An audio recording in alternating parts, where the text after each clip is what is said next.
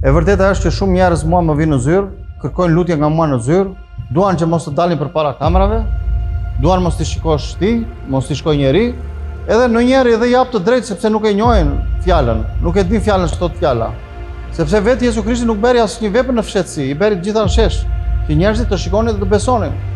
Tani unë si bie pse ti bëj në fshehtësi unë veprat që Jezusi më ka dërguar, apo që ai bën vetë me dorën e tij. Si ti bëj në fshehtësi unë? Ti nuk pe një video, ti nuk pe një dëshmi që erdhe këtu?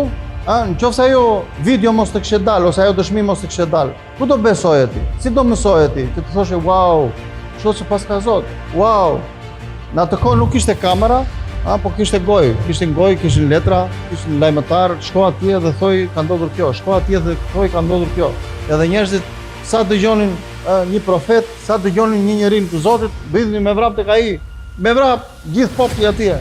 Kurse tani kur dëgjojnë profet, njerëz nga Zoti, janë dërguar nga Zoti dhe bëjnë çrrime, bëjnë çlirime, mos i besoni. Ku shkoni? Në qoftë se Zoti është i njëjtë dje sot e përgjithmonë, atëherë është edhe sot, ekziston dhe sot. Në qoftë se Zoti shëron dhe atëherë shëron dhe sot. Në qoftë se Zoti shliron dhe atëherë shliron dhe sot. Nëpërmjet shërbëtorëve të tij.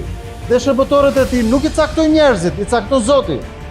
Shërbëtorët e tij, të shumë të lartit, Jezusit, nuk i caktojnë njerëzit, po i cakton vetë ai.